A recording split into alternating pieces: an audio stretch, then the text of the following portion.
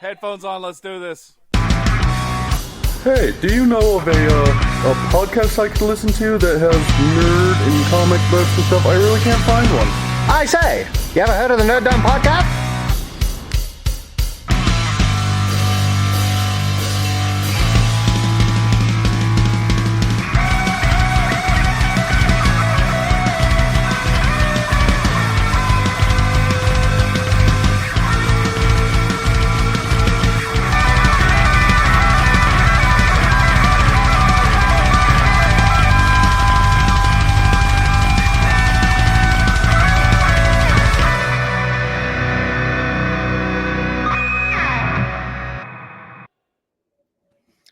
Welcome, everybody, to the Nerd Dome for July 23rd, 2024, episode number whatever. Luke can put that in afterwards. If he wants that sort of accuracy, he can be on the show. But today, it is a Validity Studios takeover of the Nerd Dome podcast. I am Chris Hoffman, the co-founder of Validity Studios, Utah's most awesomest superhero and others, Nerd Revenge, and MST3K like comic books in Salt Lake City, Utah. Along here with my co-founder, the alliterative Andrew, also a consummate professional. Also the consummate. What is consummate? Consummate. You're from Constantinople. Yeah, it's when you can't poop. Yes, yeah. You take Metamucil for that, or if it's really bad, you got to take some Marilax. Yeah. And also regular. Me? Ryan. Yes. There's two of you. One of you are regular and one of you is not. Used to be regular. Used to be regular. Man, welcome to the Poopin' Podcast here. Like everything regular. The Uncanny Ryan. Wow. Hello. And today, guest, our friend from the Chelsy and Noel Go to Hell podcast. The indecisive Chelsy? Indecisive. Used to be a regular on this podcast back in the day. Thrilled to have you back. How's Chelsy been? I have been good. I have been moisturized. I have been thriving. I have been diligently taking notes to prepare to come in lightsaber swinging on this specific episode because Luke couldn't be here to defend Star Wars. And so I had to step in for him. You had to step in like a Padawan moving into place after a fallen master. No. Okay. Like a master stepping in after a lesser male master, I have come and returned with a fleet of weaponry to take down Palpatine yet again. Perfect. So, because somehow he returned. Somehow. It doesn't matter. Yada, yada, yada. The Emperor returned. Mm-hmm. Perfect. So, well, three of us over the weekend were able to congregate in Layton, Utah for the Anthro Weekend Utah 2024 is the local annual furry convention that goes on here in about an hour north of Salt Lake City, Utah. It was the sixth, or I think it's the sixth year that Validity Studios has had a table there supporting this convention. It from its humble beginnings at the Radisson, in the basement of the Radisson downtown in Salt Lake City, Utah, where the first one had somewhere around 400 attendees. 2024 has actually attracted 2,500 attendees this year. It's at the was at the Davis Conference Center. Had a whole bunch of events that were dance contest. An auction that benefits it used to benefit an animal rescue, but it was a new one this year that I didn't get to see exactly who the whole convention is a charity. But also had lots of panels on starting panels, doing your taxes correctly if you are a business of some sort, and the largest dealer's den, which is like equivalent to an artist alley at a regular convention. And so Andrew and Chelsea, tell me, how was your experience at the Anthro Weekend Utah this year? I personally love to go to this convention as somebody who previously was uneducated about the subculture that is being a furry. I was lucky enough to dip my toe in and go for my own podcast a few years ago and have been returning ever since then as a fan of all of the artistry that goes into fursonas, fursuits, and all of the artwork. So, as usual, I give it a 10 out of 10. I wish I would have been able to attend all 3 days, but hopefully next year.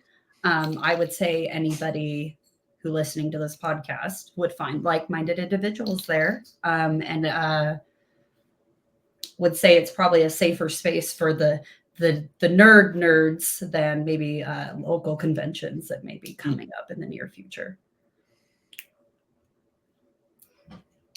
Is Yep. nerd. Yes. It's a favorite con that we do every year. It's absolutely fantastic community. Got to see DJ the Gull perform. I brought down the house on Sunday night. It's always a blast and look forward to doing it every year. Yeah, Ryan, you're making a face. What's that face? You have a stern eyebrow going on. Oh, I was reading actually about I didn't know I had a stern eyebrow, but I was reading about their charity that they had this year. Mhm. So it's Nuzzles and Co.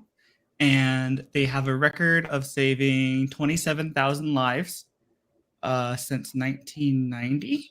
And they save about 1,200 animals a year, specializing mainly in cats and dogs. And I think Anthrocon this year raised almost $37,000 for the charity. I mean, they are absolutely moving funds when it comes to giving back to the community. And I would say that as someone who exists in a world where anything that anyone can do can be sexualized, I was definitely had to have a come to Jesus about how sexualized furries are, because this convention isn't that. The equivalent of taking any character that you see and applying the 4chan rule 32 to it is what I think society has collectively done to furries. Whereas this convention that happens at the Davis Conference Center every year is really a place for people to celebrate their art form in the most wholesome and supportive way. As a non-furry going in, I feel so wholesomely accepted in more ways than I do going to a family gathering. It's just because it's a very open place and I can't speak highly enough about it. And now I defend furries with the fist of an angry god. So very good organization that they have there. It's one of the most well-run conventions, I would say, probably in the country. It is and it comes across the people who are organizing the convention really care about putting on a good convention. And you'll overhear people who are volunteering and working at the convention talking about the organizers and saying how much they like working for him. And you know what, secret conversations are not generally for compliments, right? If someone's not around, that's not generally when you are having the boy, this person's so wonderful type of conversations, but those happen all the time at this convention. One of the things that that leads to what Chelsy was talking about, where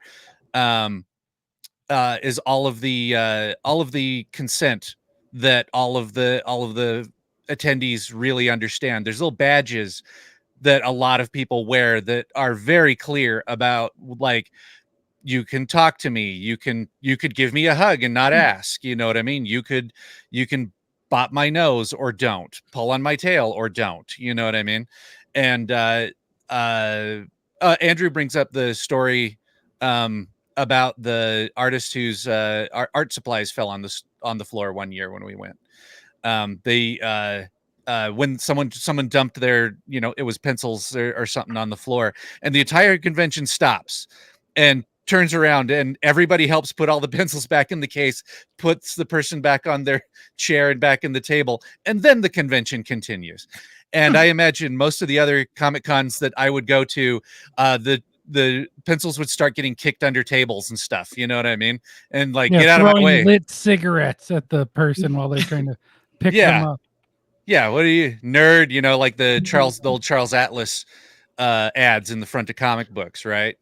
Well, and it's interesting that you talk about like all of the consent badges, because one thing that I was really impressed about was they had panels literally teaching different forms of consent and different levels of it. So whereas you can do something where it's maybe a little bit more armchair activism of saying cosplay is not consent, they really put the work in to bring an actual like therapist to come run panels. And I didn't get to sit on any this year, but I have been to previous ones where they teach, and I don't know how like I'll keep it family friendly, but they teach very healthy boundaries between willing partners, what sort of conversations that are normal, what are not normal, how to deal with discomfort and like consent in everyday aspects, all the way up to romantic relationships. And it was stuff that even in my 30s, I had never been given even like permission to think about.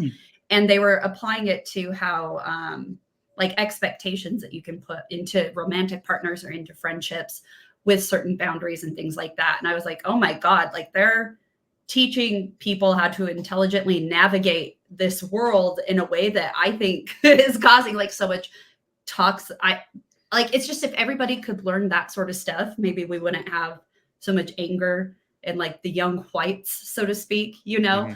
And it just like the level of communication and the expectations that they set on how people need to behave and how they are going the extra mile to bring in therapists and experts to teach that. I remember that Noelle and I were gooped. The stuff we learned. I was like, did you even know that? Because we went to sit, we were like, oh, an 18 plus sex panel at FurCon, let's sit in on it. And at first we were like, like little schoolgirls. And then by the end of it, we were like armchaired, like, oh my God, I didn't know that. Like it's such an intelligently an emotionally charged convention where they absolutely care about the people coming, and it's not just money through the door. Yeah. I just love it so much. I will defend furries like till I die because we must protect them at all costs. Yeah, we'll do these. There's friends of ours, Alex, who recorded on your podcast of that episode. If you want to go back and first off, go ahead and subscribe, of course, to Chelsy and Noelle Go to Hell. But also, if you want to go back and look at that particular episode, you can hear Chelsy and Noelle interview our friend Alex, who actually talks about how this convention actually like saved their lives, like actually getting involved in this community where they could explore a persona of their own that made them feel more comfortable and be more of the person that they are. You can actually go all the way back to an old episode of the world's greatest comic book podcast. One of the very first times I went to the FurCon, and I interviewed the founder and who goes by the name Gigafox. That's his persona name. And he explained to me a lot. I did almost the exact same thing you did, Chelsy, where I was like, oh, tell me all about all this stuff. And then I get this very heartwarming, like, you didn't understand what this community means to these people thing. And then I put on the armor as well, where it was like, I defend this. This is a good thing and people should do it. And I will go every year from now on for the fun of it, because it is really fun. Yeah. And I tell you what, the amount of feedback that Andrew and I get for our artwork and for the creative things that we do, how many people came by and complimented Andrew has like a really cool, we all have one now, but Andrew has this really cool duck bill that's like part of a Howard the Duck costume. And the amount of compliments that people coming by, I love it. And it's such a positive vibe you get back from there. It's quite the high coming back from that convention. And I did get to DJ again this year. I was super excited about that, or DJ the Gull did, like Secret Identities and all that. But it was probably the best set that I've ever had in my life. And I'd been DJing since, I think my first DJ gig was in 1999. And so it's saying a lot. It's either saying a lot for this one or, saying nothing about my previous ones. All right, listeners at home, if you were born after Chris started DJing, reach out. Yeah. with the skull and bones emoji on this video. Yeah. Yeah. My first Well, I also want DJ to give gig. you guys. Oh, go ahead. Oh, I just wanted to also give you guys a thumbs up because you are also normalizing parents being supportive, because we saw a lot of just parents there with young children trying to embrace the community. And more than once, you were like, we support parents being supportive, and like bringing them into like a space of saying like, hey, you like, this is a really cool thing that you're doing, and it's not lost on like the other parents in the room. So I think also that's good to create a community within the community of just maybe people who don't partake but are still present. So I mean, kudos to you guys to doing that for sure. Thanks. Yeah, we do. We try to make sure that if there's a caregiver there, to engage with them and say, hey, it's really nice, like that. That you come in to do this. And some of them are super weirded out. They're like, I have no idea what's going on here. And we're like, it's all good. You know, let him pick something from the table. Let's make sure everybody has a fantastic time here so that they can come in and a lot of time, first time people just at the convention at all. Right. It's yeah. So anyway, huge up to those guys. When we'll let everybody know again next year how we're participating and stuff, and hopefully you get a chance to come by and check them out. anthroweekendutah.com on all of the socials. So if you want to be notified about the next time that this convention goes off, they let us know that next year's theme is going to be pirates. This year's theme was the Portal video game. And so it was a lot of Aperture Science type stuff. And so next year, Yarhar me hearties, it will be pirates. So thanks for that. And let's just get into this. We are going to, I know Chelsy prepared a lot of information for this, and I know everybody has watched this. It is the Star Wars The Acolyte. So does someone want to give just a quick overview of like the synopsis or just kind of the premise of the show? Anyone? Go for it, Andrew. It's a murder mystery in search of a mystery. So set in the Star Wars universe, 1,000 years before the Skywalker saga, a murder mystery happens. So this is way before most of the characters that you know from any of the movies, even actually before like High Republic. It's 100 years before High Republic, the comic books. Isn't it? You're a little off with the timeline by about 900 years. It's only about 100. It's only about 100 years set before the Phantom Menace episode. Okay, 1. Perfect. But I asked for a synopsis and y'all stared at me. So anyone who wants to jump in here, okay. I was doing from my memory. Okay, well then I didn't know how deep you wanted to go. Essentially, just a quick synopsis. It is set in the Star Wars universe during the final days of the High Republic, which is 100 years before the events of Star Wars Episode 1, The Phantom Menace. It is an era known as peace and prosperity, specifically for the Jedi Order, who is at the pinnacle, the height of their power and influence. However, something surreptitious is lurking in the background because the series explores, again, a murder mystery within a murder mystery, as we see the emergence of dark powers and the Sith that are operating during this time. How's that? So good. Thank you so much. Okay. Yes. Hooray. Whee. So eight episode miniseries on Disney Plus, and just finished up a few weeks ago, aired the last episode. So initial thoughts of the entire series, and anyone's welcome to go. Well, I think I maybe had a flip. Oh yeah, let's go. Let's actually go in order. That's very smart. No. I mean, you first, and then Ryan, then me. Well, descending order. Go in order of life. Yeah. Yeah. So I initially was not as impressed by the first episode, so I was like, "Oh dear, here we go again." The first episode, obviously, being where we're introduced to Osha and the murder mystery happens and things like that. And I was like, okay, I'm not really buying what they're selling to me, but I would say I was sold by episode 3. And I wrapped up the series thinking that it was just a love story to Star Wars lore, to the concept of the dark side and the light side of the Force. I think that it really pulled heavily from like samurai influences, from kung fu influences. And I think what we got was not like, I don't know, like the amount of cake that we got on the table, but the ingredients that went into it that maybe aren't noticed. Like, oh my God, we had like hormone-free cows that got to graze wild in the pastures, and we had eggs from only the highest chickens anointed by heaven itself. It was like all the ingredients that went into it were so good. And I don't want it to be reduced to just being like an over sweetened dessert, is how I feel about it. So I am here to defend the ingredients for the cake that was served to us all.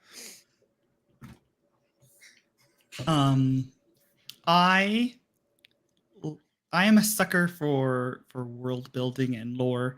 So my favorite parts of it are the stuff that it adds to the lore and stuff that adds to the history. I like the story that it told. I love some of the characters that are in it. I really like this era of Star Wars that they've started fleshing out. I like the books and the comics that have come before it, and I like how this kind of tacks on more to that era. I love the martial arts in it. I love the fight scenes in it. I think they're very well done. Some of the scenery, the scenes, the production feels like it's more of a high budget fan film sometimes. I don't know why that is. I can't put my finger on why they get that impression. There are certain things I don't really care for. I haven't finished the only character that's in this that's from the books and comics is Vernestra, the Jedi, the lady that's on the Jedi Council. And she is, I haven't finished the third phase of the books and comics. She is a completely different person than what I've read, and I don't understand that. And so I hope that something figures out in the stuff that I haven't read yet. But yeah, I really like, I like how to figure out how stuff works. I like adding to the story. I like backgrounds of stuff. And I know a lot of people don't like that. They're like, I don't need an explanation for this. I don't want this detail. And that's fine. I really like that, and I'm a sucker for that. So I like that kind of stuff, and I like where this is adding stuff like that. So that's kind of where I'm taking from it. I love Soul. I love Darth Teeth. I really like him. And so those are kind of like my two favorite new characters that they've added. I am the other side of your coin, Ryan. I love all the details. I love all the back history, but I'm a firm believer of if it isn't on the screen, it doesn't count. Mm-hmm. And so I watched about 2 hours of YouTube videos to run me up to speed with all the bits and pieces I was missing from Acolyte. And apparently there's a number of novels and comic books and Clone Wars references to the Clone Wars TV show and all sorts of fun stuff that I haven't interacted with. And so I am now firmly in the camp of this was a product not meant for me. And that there's nothing necessarily wrong with it other than it has the flaw of not having enough of it on the screen for a more casual viewer. I certainly don't consider myself a casual Star Wars fan, but I was certainly in the dark a lot on this one, feeling a lot more casual than I used to. Yeah, I don't know. I'm exactly with Andrew where it's like I feel like if you're more into like the tie-ins on this, you're probably happier with this show, which is kind of the if the murder mystery had just been interesting on its own, like you couldn't take Star Wars out of this story and have it still be interesting. If you took everything Star Wars out of this story, it's kind of a meandering double cross too many times, people moving back and forth with it. You put in all the Star Wars stuff with it And I feel like the biggest problem with it is that there's so much of it that looks very cheap. There's a bunch of the sets that look really cool, and a lot of the like space special effects look really cool, but the lightsabers, they didn't actually like rotoscope the lightsabers, so there's no white core to any of the lightsabers. They're all they're trying to Star Wars, when it moved from film to digital, and it's the same problem the Obi-Wan TV show had, is that the lightsabers don't look great because they're shooting on digital. So you can't separate the colors the way that you can with film. And so you can't light the scene. The scene has to be lit by the lightsaber, by the actual glow of the prop. And that looks great in night scenes. So the night scenes in this one look pretty good. But then there's that daytime fight where the fight actually looks pretty good it's the second, or I can't remember if it's in 7 or 8. But a daytime fight with those lightsabers looks like cosplayers filming in their backyard. And there's so much money that went into this show that those things. And the other thing that just drives me nuts in this one is the anachronisms. There are so many times where people say, this will take me a couple of minutes.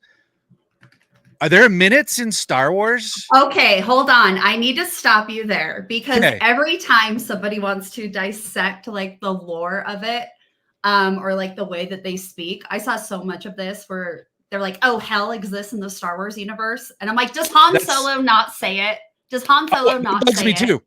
Also, that one drives me nuts. I absolutely hate that. But Han Solo says it. Han Hey, Solo if those says droids aren't hell. out there by morning, end of morning, they'll be hell to pay. It's like the first act. Yeah. Oh yeah. And the thing is about those details is they will fall into the background when everything else is great. That drives me nuts every time, where it's like, did Jesus visit Coruscant? You know what I mean? As well, which is cool. He probably did. You know what I mean? It was a galaxy long, long time ago. So he was there, but those anachronisms still drive me nuts, even in the originals. It's not, but the thing is, it's a cumulative thing. If there's one or two of those, it's like you said in the recipe. If you end up with a couple of raisins, if you don't like raisins, right? You end up with a couple of raisins. It's like, there were a couple of raisins. I'll eat around them. This cake is still wonderful. But then you start getting half of them. If you like the raisins, Lane, you know what I mean? Then the cake is wonderful. But if you don't, it starts to get to the point where it's like, I can't enjoy anything around this because it's bugging me so much. You have a life meter. Yeah. But there is a concept of standard time and galactic standard time that exists in the Star Wars universe, where it is minutes, seconds, hours, and days, and it all goes around Coruscant. And if you want to go into world building, when you look at Coruscant in this series, all of the different structures on the planet are much lower than what we see. So I think that they are giving credence to a lot of these details that are getting built up as time goes on. And it sucks that you missed them. Like the lighting, like when May very first puts on that Cortosis helmet and takes it off, you see red lightsabers reflected in her eyes. And then to say that like the lighting of the lightsabers isn't good makes me so sad. The only time it looks good is in the dark.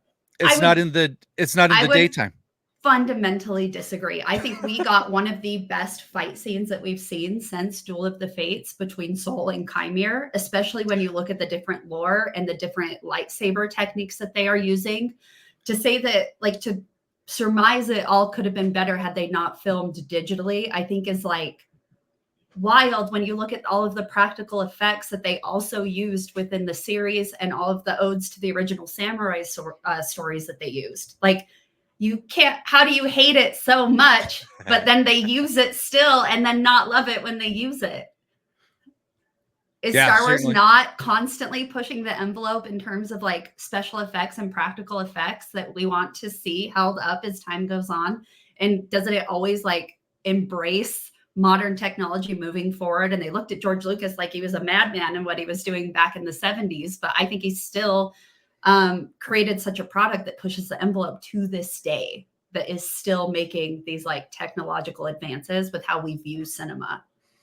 Come on, Chris. Oh yeah, no, certainly. And as far as they're concerned, we used to have this argument at work, not argument, but like this discussion, like how much forward Lucasfilm and everything pushed forward entertainment technology, right? Like even the original Star Wars, where the movie theaters had to be certified because he was sick of like sending out Star Wars to nowhere movie theaters that had like one speaker that was like hanging off of the ceiling by a wire, right? And he was like, I want you to experience this in a certain way. Absolutely. But like I said, those scenes in the end, when the fight scene, there was so much about it that was really cool. The choreography that was really cool. The two things that bothered me about it was I didn't care for the lightsabers because I have a and it has to do with the they're not rotoscoping the lightsabers anymore. Those ones back in the day, they used to rotoscope those, and then it's just something that falls out. So if it doesn't have that detail to it, it looks like it's less than the stuff that they did before. And then there were some of the jumping and stuff where it was like, oh, I almost see the wires. You know what I mean? Where it was like a little floaty and stuff like that. I know it's nitpicky, but once again, when a story is like so immersive that I don't even notice these things, like then there's not a problem. But this is another one of those shows where I was like, I didn't spoiler alert here for anybody who didn't check it out here, right? And stuff like that, right?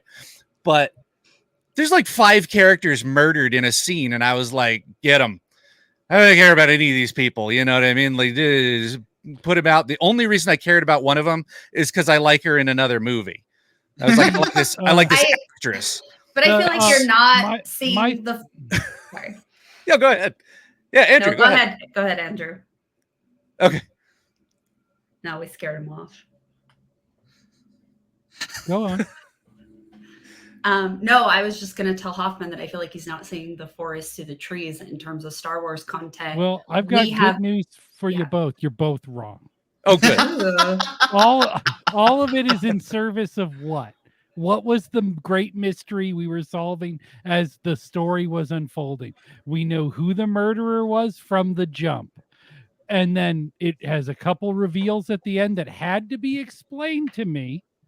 Because yeah, and so it's just like, well, what was it in service then of? I wouldn't say that we knew the murderer from the jump, though. Okay, we didn't know that May was killing the Jedi.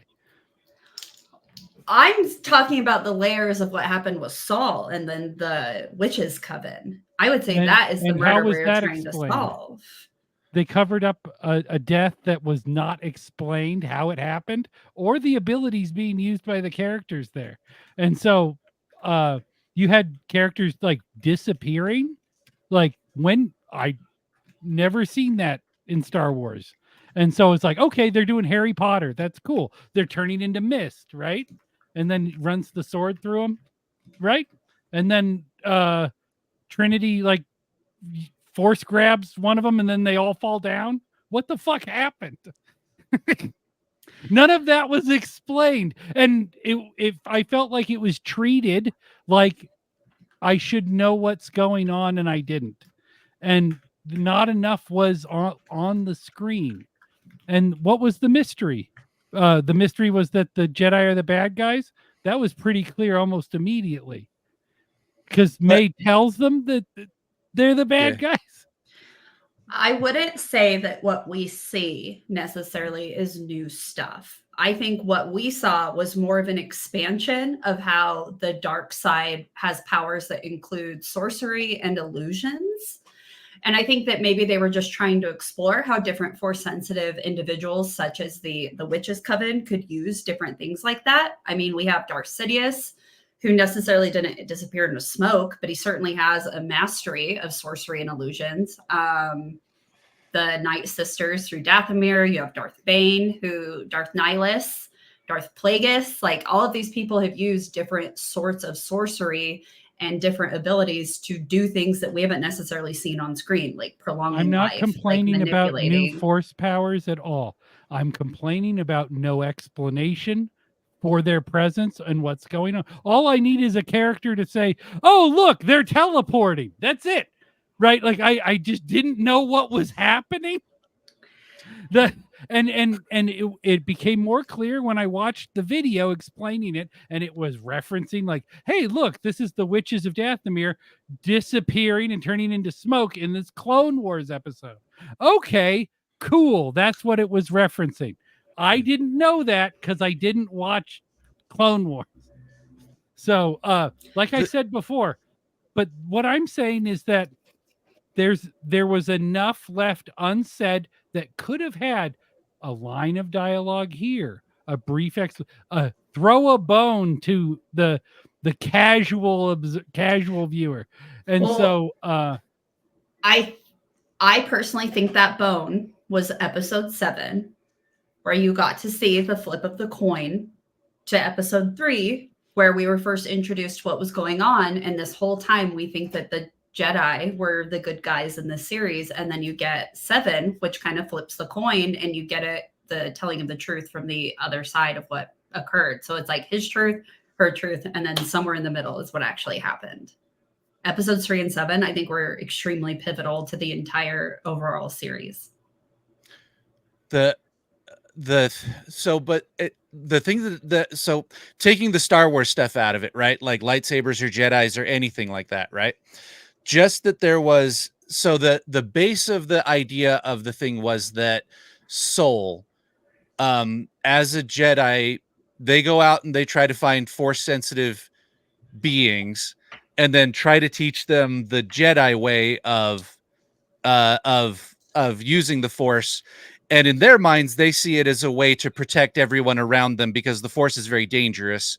If you don't have like a moral system in place, it's real easy to fall into the dark side, what they call the dark side.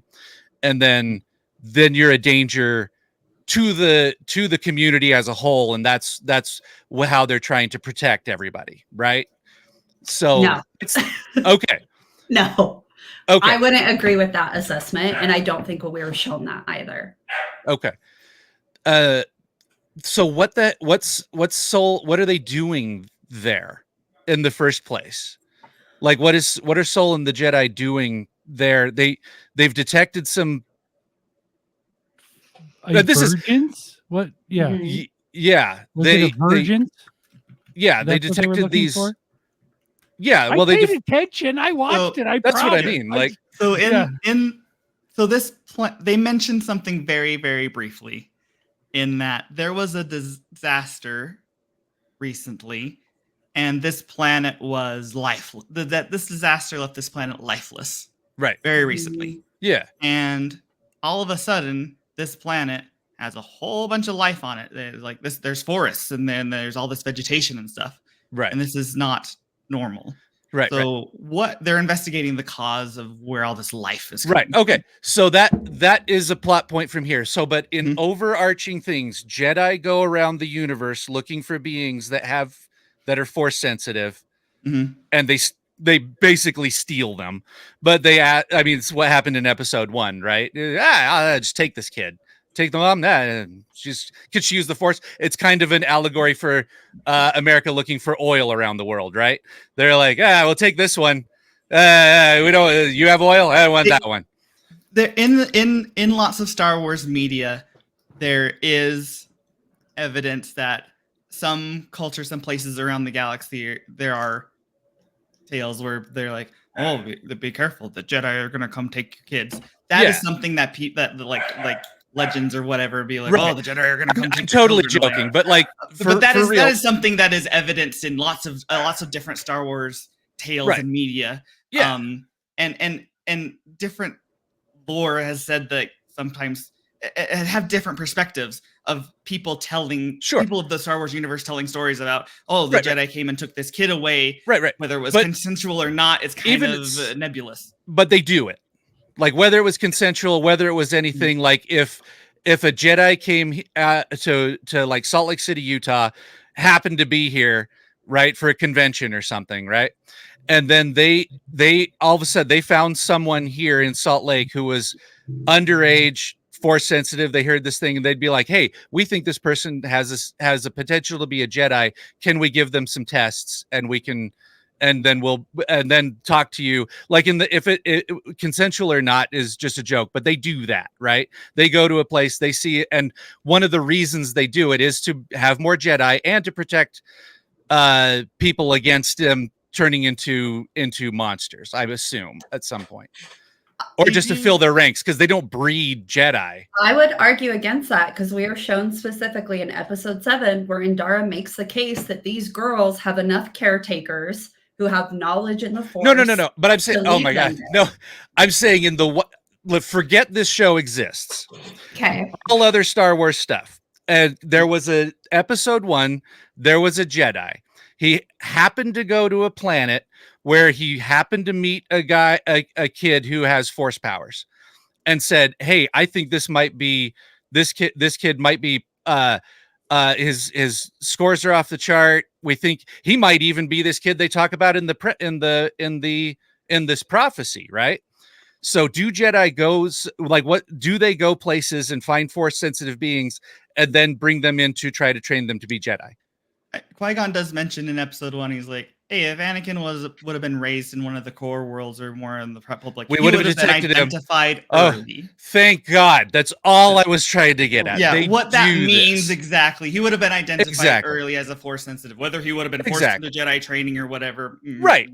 They would have said, and there's a lot of media out there where there are people who started Jedi training and they washed out. Either they left or they washed out or something like that.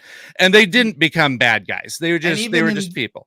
Even in this show, they even have a line that says, hey, everybody know, I can't remember if it's somebody talks to Osha, or maybe it's May talking to Osha or something, or Osha says something to May, like, everybody knows that if people don't practice, don't really use and develop their Force powers, they just fade away over time. And I think May says something like, well, that's what they taught you. That's not true.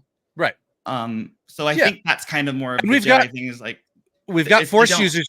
Yeah, if they don't use their powers, they're not just going to fall to the dark side. They just fade away. Yeah, absolutely. And there's Force use. There's in episodes in one of the Disney ones, there's the kid at the very end who just picks up the broom off the floor and he starts sweeping with it, right? Kind of showing that there are people that use the Force and they don't even probably know what they're doing. It's just something that they can do.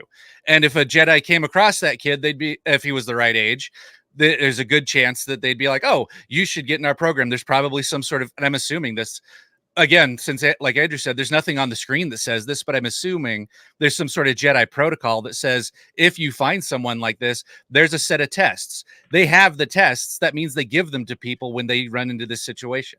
So they find these kids, and then there's a whole bunch of references. So they find these kids. They're like, let's give them the test, see if they can become Jedis.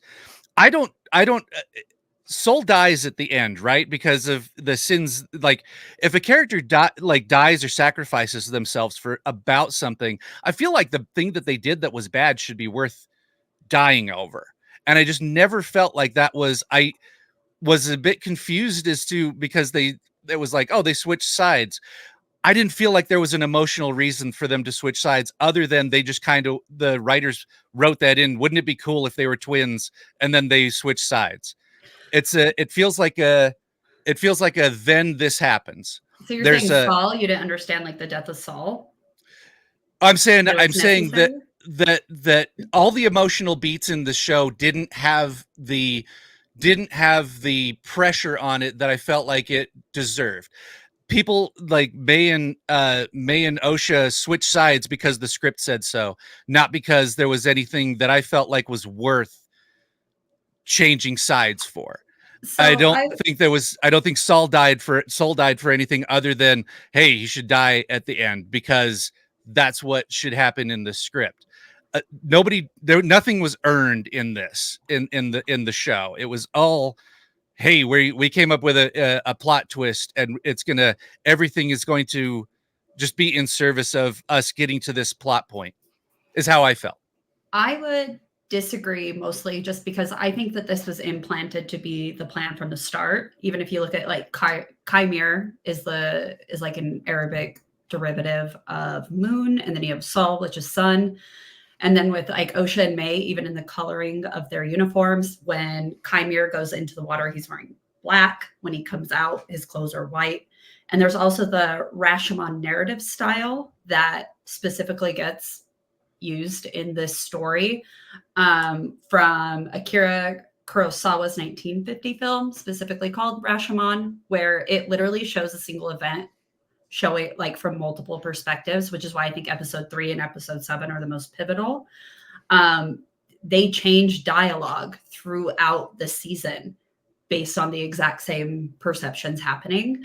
And it's just a very narrative complexity. I think that maybe like just watching episode 3 and episode 7 back to back would be very beneficial. But I think that Saul and Chimere are just two sides of the same coin, where they were both looking for an acolyte or a Padawan, and that the nature between pursuing what they thought they had to do to ascend to the next established level, respective to whatever Chimere is, and the Jedi Order is to get this Padawan.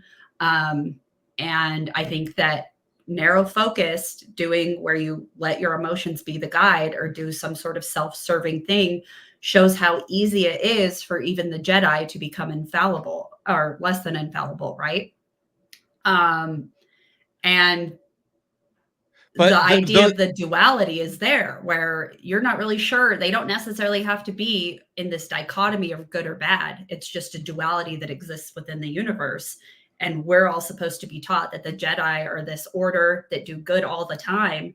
And this really shone a light on how at the height, at the pinnacle of what they were, really they were just playing politics and perceptions. And we see that in the last episode where Saul gets run under the bus. Yeah, which and all of these things, like I can understand them like narratively and stuff like that, but I don't buy it in the story is what what those comes down to. Because if they would have said at some point that Saul, like, why do they want they tell you that I wanted an acolyte. Neat. What was the reason? Was there, I had one and they died, or I did this? It was like, I'm evil. And that was why the bad guy wants an acolyte, because he's like, I was one and they treated me bad. Well, you for know what Sith, I mean? it's legacy and continuity. For the Sith, it's very important. But for Saul, right. But they didn't show him. Failure Yeah. is like flubbing it so bad with somebody who had such force convergence potential with Osha. And he kind of dropped the ball like right before he got a touchdown. And so if he can extend that, fix that wrong, is that not a way of balance? Sure. And are the But Jedi not always seeking balance? It didn't seem like his fault all the way. You know what I mean? It didn't seem like. So there's a couple of things, and then we can bring Star Wars back into it. One of them is, how the hell are Jedi keeping lies from each other when some of them can see the future? And I know they don't see perfect futures, but they see things that happen, right? They see things that are possible futures, lots of possible futures. And in the entire council, which is, is that just what they're saying in this thing is just none of the things we knew about Jedi are true? This is, or some of them, or not all of them. I don't mind, like Andrew was saying, I don't mind when they change the rules, you know what I mean? But they told us a set of rules, and then just feeling like for the point of the plot, change things. So it's I know it's hard to see into the dark side, but there's a lot of force power, and force powers are nebulous, right? But I also didn't buy the fact that like Saul and his Padawan had like a training regimen with each other and knew each other. You can feel the presence of a person that you know around you, and then they just like switch places like a Freaky Friday or Parent Trap, and then it was like, hey, it's you. Your hair's the same. You know what I mean? Those were the things unless she's using her like amazing force powers to turn it off. And if that's what they're doing, that's headcanon that I'm making up at this point to get it over this chasm. You know what I mean? Well, I think that goes into why this was such an important series, because it shows the overconfidence of the Jedi during this time. Again, this is the height of the Jedi Order. And they're mostly playing politics at this point and saying that they're like peacekeepers. And then you get Jedi set out to try to find a convergence that goes horribly awry. And even in that, they covered that up. So I think it established that Jedi were always saving face during this era. And I can buy it. I can buy that they tried to save face. Now, in terms of that's in regards to Saul and what happened here. But in regards of like the dark side, we've been buying that the dark side is hard to see this whole time. I mean, they're on a planet of a dark side convergence and they're out there looking for it because it is hidden. I mean, when they zoom out of the planet, you see a heavy fog over where the old mining complex is, and the Jedi aren't seeing it. I think that this has been established long before the Acolyte, that unless they're specifically confronted with it, I mean, Qui-Gon, arguably one of the best Jedi for us to have seen it on screen canon, goes face to face with Darth Maul and is like, what the hell was that? I mean, even if it's right in their faces, they're not seeing it. I think this is just furthering the fact that the Jedi were not perfect, which is why they fell and why Order 66 happened. Like, we're seeing why. I mean, if they wouldn't have covered this up, maybe it would have been avoided. Yeah. A little bit more of like drawing those lines together would have been helpful. Having it like, because why would they be playing politics? What did the Jedi have to gain in political power? Unless what they saw was like, hey, if we're gone, there's a war or something. There's like, we have to keep this up for a good reason. Who gets like, do they get more appropriation of money from somewhere? Like what power could someone else have that the Jedi don't already have that makes them play a political role? Well, I think Benestra is like a really good example of that, where she just wants to save face. And I think that it's hard for us to see a Star Wars where it's really easy to critique the Jedi in this way. And I think that's the purpose of the Acolyte, is to show the perception that the Jedi really aren't shit during this time. Maybe there's a few good ones like Yoda. But for the most part, they were just trying to save face and be self-inflated and important. And the second any type of like that senator comes in and he's like, we got to investigate what you guys are doing. You have too much power. Then it's like suddenly panicking and scuttling around because they don't want the light shined on them. You have 180'd me on this show in what you just said.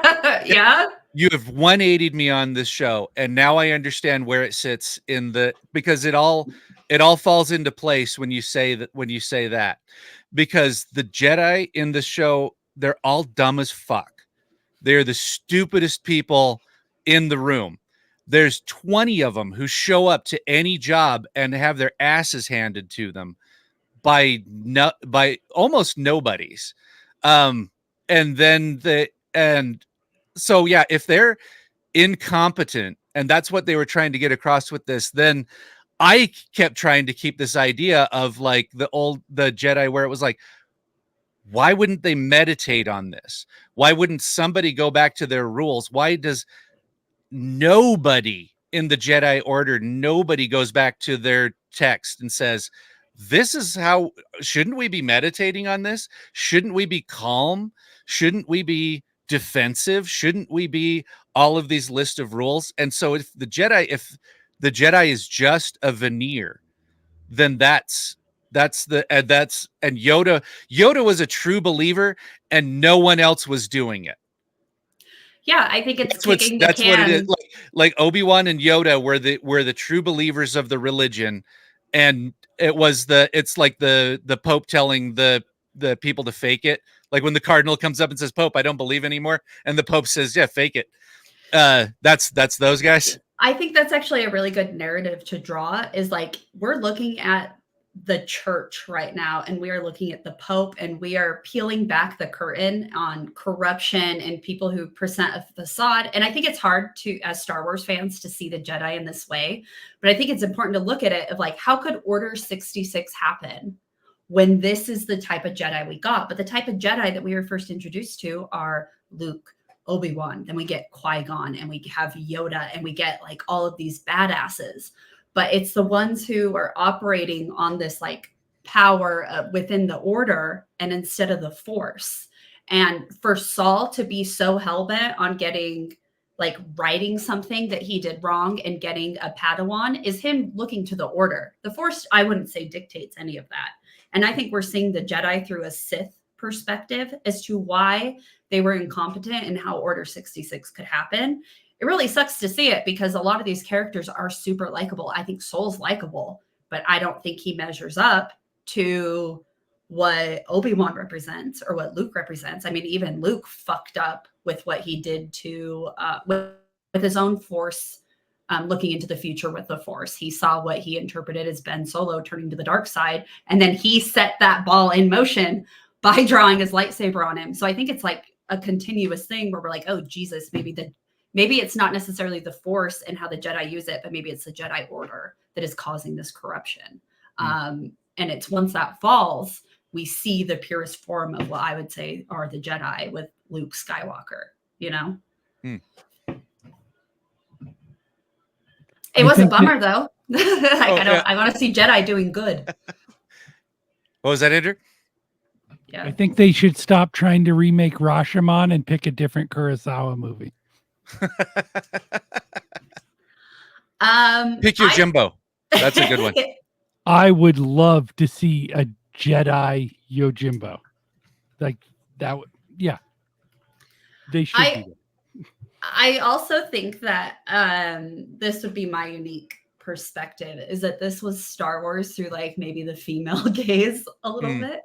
And normally and I think Star Wars has always been a movie for women and men all alike, and the non-binary in between, because like from the jump, you're introduced to these amazing characters that can appeal and like give you heroes on screen with like Princess Leia from a young age. But for the thirst trap that they were serving on a platter, I was like, what is happening? Oh my God. And I think that it was like, not to like perv out, but like the seduction of the dark side, like that looked way more fun and that looked way more appealing, because I don't want to sit here and narrate and go on like, or like fixate why I'm upset about something that was done to me as a child that I am pissed off about. Like if I saw my mom die and somebody was like, take him to court, I'm like, but I can just choke this dude to death. Like, I think that was also part of it. Like putting the Sith lens on for this show was a whole different dynamic that I normally don't absorb my Star Wars through. Even when you see, like in the Obi-Wan series, when you see Obi-Wan fighting Vader, you get the flashbacks to where you can kind of see like where Anakin, where that dark side was peeking through, but it was never through like the female gaze. And they gave that to us with Kymir. And it was a very weird dynamic of how people could go to the dark side, because I don't think we've really seen that before, like the seduction from beginning to end. And I don't even think that Anakin was seduced in the end, because he went good. And it'd be very interesting to see where their story ends up, because obviously they're not the next Sith acolyte. So what happens in between? Because it goes Plagueis, Sidious. Where do these two go? There's the like mystery aspect. Yeah. So. Ryan, you've been sitting politely this whole time. Do you have anything sorry, put chatterbox over here. No, you're all good. Something you said, Andrew, helped me understand something that was really bugging me. Because in that scene where the mom, I forget her name, from the Coven? Yeah, Coven Mother Anissa? Anissa? Yeah. Anisea? Yeah. Yeah. Anisea. Yeah. Thank you. When she was misting May with her, I, knowing a lot about and having a lot of familiarity with the Clone War stuff and the witch covens and some of those force powers, knew I'm like, oh, I kind of know what they're doing. She's just getting away. You're trying to get away, move. And then Soul reacts and kills her. And that I'm like, what the hell? Why did Soul just kill the mom? I don't understand. That seems way out of character. I did not like that episode because I'm like, I don't like this. Why did Syl just kill her? That makes no sense to me. I don't understand. And so I turned to my boyfriend and I was like, I don't like this episode. And he's like, why? I was like, this is dumb. Why did Syl just kill his mom for no reason? She was just getting away. Like she's just moving. But something you said, Andrew, you're like, I don't know what's going on. Why is this happening? And I was like, and that was the argument my boyfriend was trying to make. He's like, he didn't know what was happening. And I'm like, that's dumb. I don't know what's happening. I better stick it with the deadliest weapon imaginable. Right. So that's still kind of, but maybe he's like, the kid's disappearing. I'm trying to protect this kid. And he made a very split decision that was not, I don't think was the right decision, but he made a very, I am connected to this kid. This is what I feel is my destiny. I'm supposed to protect this kid. This kid's supposed to be my Padawan. This is what I'm feeling. This is the choice I am making. So it was very quick, very split decision. I don't think it was the right decision, but that because you even said it as like, I don't know what's going on here. This is not making sense to me. That kind of even reinforced that he didn't know what was going on either. I agree He's never seen 100% with what you said. It's so that like, it's the personification of the road to hell is paved with good intentions. Mm-hmm. And he couldn't even tell the twins apart. There were multiple times where he called May Osha and Osha May when he, in the heat of the moment. And I just don't think that he was a good, And it certainly wasn't a enough Jedi. continuity error. I think that it just showed, because the person who really had the finger on the pulse the whole time was Chimere the Stranger.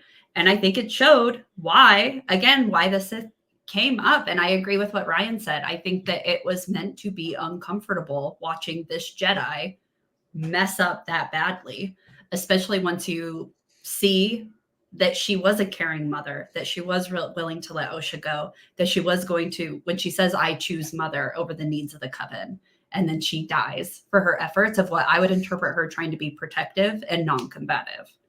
It's like, whoops, Jedi super messed up. Haven't really seen this before of them doing something so egregious to somebody who's, from what we saw on screen, innocent of wrongdoing. I mean, she kind of tried to flip the script a few times, but violent, no. Yeah. And then something that you said, Chris, you're like, why are they playing politics? We don't see that on screen. We know that Vernestra is super not okay with the Senate getting all up in the Jedi business, but we don't know why exactly. Maybe we do now because they're covering up a whole bunch of shit, that maybe there's more to this than just this incident that they're trying to cover up. But yeah, we know that she's all not okay with the Senate doing any kind of investigation, but we don't know exactly why. Previous to this incident. Mm-hmm. Well, I guess this is just, the incident is previous to this incident, and then we're just adding on to it. Well, you can infer child abuse because Chimere has like a light whip scar on his back, and it's heavily implied that is her old Padawan. So, and Vernestra in the books and comics, Vernestra has a Padawan. And he's troubled. He has some brushes with the dark side and teeters on that. And then where I'm at in the books, he just disappears and is presumed dead. Doesn't have any lightsaber scars or anything. So I'm wondering if this is supposed to be that person or if he's a new Padawan. So that I wouldn't speak to, but in the book that she's in, I think it's like Emery or something is his name. Yeah, and her ship name in the Acolyte is like the Emery. So I think it is hinted upon. I don't know if Chimere. So Chimere is the name that the persona that he takes on in the shop when he's like the drunken master. Yeah. But may not necessarily be his name because he is still referred to in Star Wars as the Stranger. But it would be very interesting to see if Darth this is Teeth, I'm pretty sure. Darth Teeth, yeah. More like Darth Meow. Just kidding. But I think that's like another thing too, is like when these kids wash out, what's happening to them? And it can't always be good because if you're turning out people to the dark side in the Jedi Order, like obviously something's happening that is not good. And you have to scrutinize that correctly.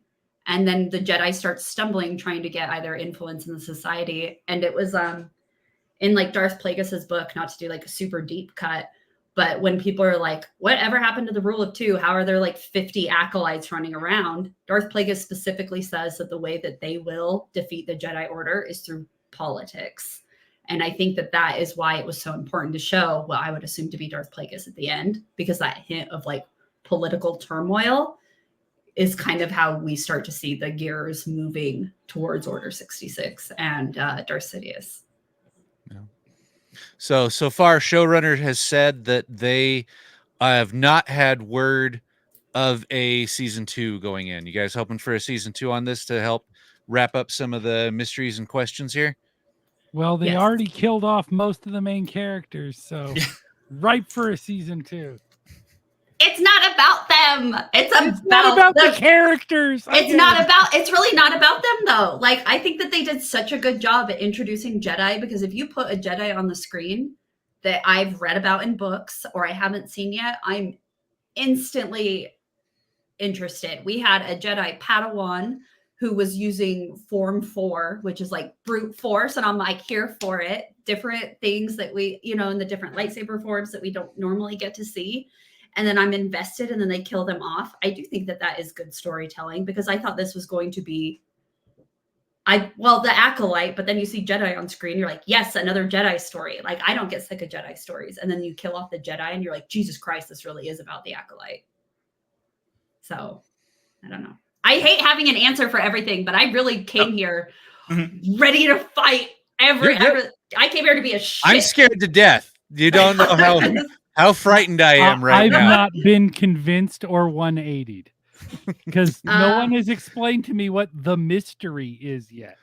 I thought the Jedis were the bad guys from the jump, because as soon as they made Jedis baby kidnappers, they're not the good guys to me. Jedi and that goes not, back 20 fucking years now. No, they are not kidnappers. There is a heavy implication throughout all of the lore is that a lot of parents are on board for their kids to become Jedi. They aren't coming in like thieves in the night, and it is then they need to put that on a screen somewhere. I think that it doesn't count unless it's in the story. Now, I recognize that this is full of references and stuff to stuff I didn't know, and I accept that. Like I said at the top of the show, I was not the target audience of this program. I recognize that, because it took 2 hours of YouTube videos for me to understand what the fuck was going on. But was this not implied with Qui-Gon and Anakin getting permission, asking for permission from his mother to go, and her saying it is your choice? Was that not implied when kids are older? That it can be their choice? This wizard comes from a faraway planet and says, I'm going to free your kid from slavery. And she's kind of like, nah, you know what? I like him better digging around for parts in the back of this shithole. But that's what I'm saying, is that is what we are shown so far. And if you want something to be on screen before you accept it, then I would argue that the point proves that Jedi come and take children from terrible situations based on what we've been shown like they so were far. Taking them at knife point in this one. Certainly. In this one, Indara specifically says that she thinks it's a bad idea because they have caretakers who are there specifically who can teach them how to use whatever powers it is that they have. She was against testing them from the start. That doesn't matter. But I'm just saying, you asked for something to be shown on screen, and they showed it. Yes, and they showed that they were the bad guys from the jump. And so it was not a mystery that the Jedis were the bad guy, because it was telegraphed from the very beginning. It was not a mystery. There was no murder mystery, because all of the killings were done by the person they immediately showed doing the killings. Was it a reveal about which twin was doing the killing? No. Was it revealed about what the twins, why they were separated into two beings? No. Did it explain why they had to mind wipe May and leave her behind? Yes. And what was the explanation?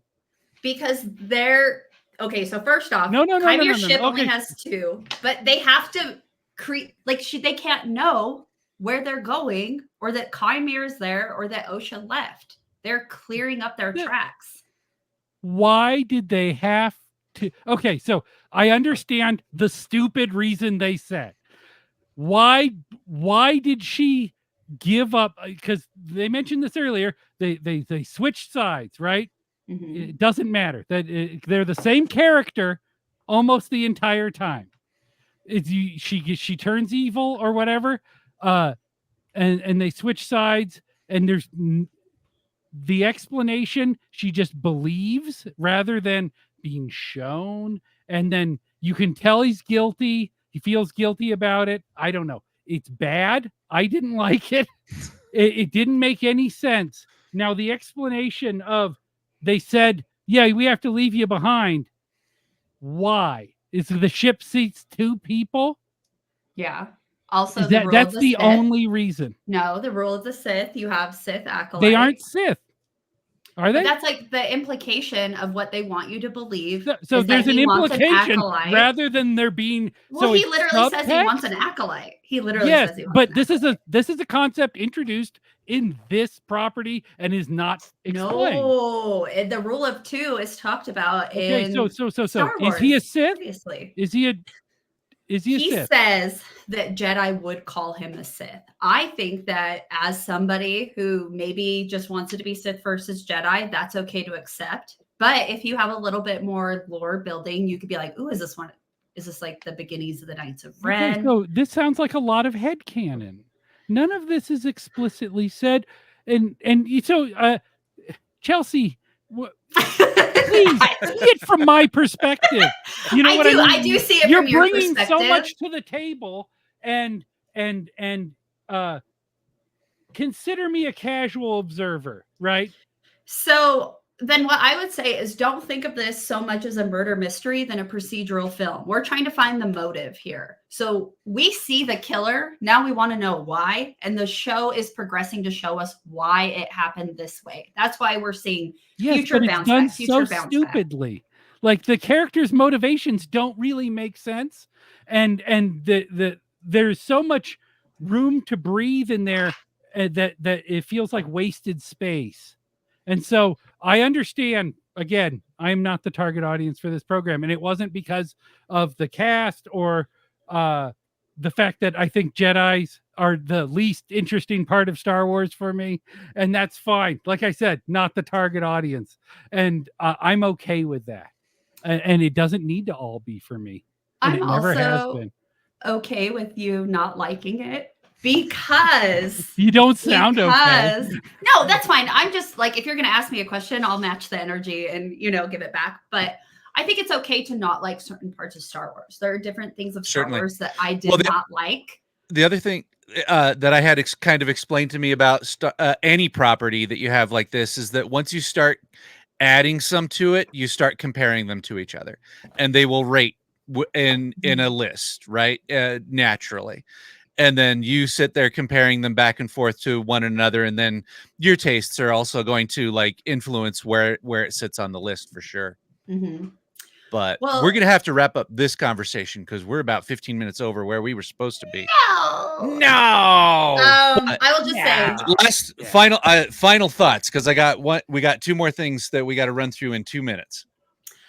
I would just say that I love all sorts of Star Wars. When I say that like Return of the Jedi was my favorite when I was little because the Ewoks were in there and everybody was like, you're wrong, it's an empire. Meh, meh, meh. I decided that I would just protect what I love about Star Wars. There were certainly things in this show that I did not like. And I appreciate you guys letting me defend the things that I did like. And I think that everyone's opinions were absolutely correct.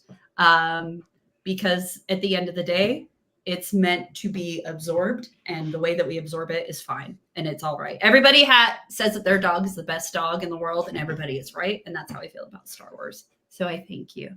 Yeah. No, of course. There's a lot of times that some of these episodes go through sleepy agreeances on everything. So a little bit of fire between here on something is pretty great. If you think, not to be gross, that my butthole did not pucker at some of the terrible dialogue not where they're to be talking, gross, where they're like saying that stupid twin thing back and forth, I was like so cringed out in the last episode. I was like, this is the stupidest thing I've ever seen in my life. Can So I there are be definitely offended parts as I a did not twin like. by this? Yeah, I know.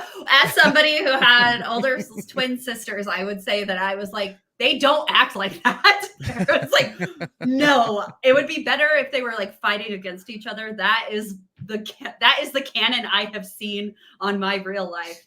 But there were definitely parts of this I did not enjoy, but I do think it was a love letter to the lore of Star Wars, which maybe left some people behind, but you can let it go and not be dragged. There is enough Star Wars for everybody to enjoy. Certainly. Yeah. Yes. There's lots of those out there. No, thanks for the discussion on that. That was really fun. Quick, last thing wanted to do, or second to last thing. Got to see a press screening of Deadpool and Wolverine. It's great. It is a return to form for Marvel. I feel like this is the movie that's going to re-energize everybody for another 3 to 5 years of movies. Check it out if you get a chance as soon as you can, because there are a ton of reveals in it that are going to leak on the internet. If you are interested in keeping all of those, there's a bunch of stuff the internet got wrong. So if you are interested in spoiler-free looking at watching this movie, avoid the internet on your way to there. And I also recommend don't get too hydrated beforehand. There's not really a minute of wasted time on the screen. I could not find a time to go to the bathroom. And it was like at the very beginning. And so, yeah, certainly check that out. Anybody read any comics this week that they wanted to quickly recommend or talk about? No, I reread some of the Knights of Ren stuff to prepare for this, but I'm not going to bring that up again. My slog through the Marvel's Blood Hunt summer crossover continues. And this time the I don't know who the hell this is crossover comes from the Amazing Spider-Man number 13, I think, in this series. Yeah. Oh, it's issue. Yeah, it's issue number 2 of the Blood Hunt Amazing Spider-Man version, where the character that shows up is Maxine Danger. Apparently was someone who worked part of the Beyond, or she was the Beyond Corporation CEO in the superhero division and was a friend of Ben Reilly. And so was apparently a huge reveal as Spider-Man and Morbius are trying to fight invading vampires in a Earth where the sun has been blocked out. Yeah, another rip-roaring amazing cameo from a fan favorite character that just doesn't get a whole lot of screen time. So hoping for see a whole bunch more of what's their name, Maxine Danger, apparently. So thank you everybody for hanging out, having fun here. Hope you had a good time. But we're going to cut it here because we are a little bit over time. So I believe that I start the end of this by saying you may now exit the dome. Oh, actually, you know what? Anybody want to say anywhere we can find each other? Oh my God, I screwed that part up too. You may not Chelsy, exit yet. Chelsy, tell me where they can get in touch with you so they can argue about this more. Chelsy and Noel Go to Hell podcast. Everywhere that podcasts are streamed. We're on YouTube. We're on everything. Just hit their page. Google. Hit their Patreon and support it from there. I do. Yeah. $1 gets you in, and you are implied to have signed an NDA. Andrew, where do people find Validity Studios? On the internet. Everywhere on the internet. Instagram, usually the best place to check us out. So now you may exit the dome. Bye. Your responsibility. You say, yeah. No, somewhere in there I'm supposed to say. I could see the whole time. There you go. I don't know what I'm supposed to say here. I killed my parents. Goodbye.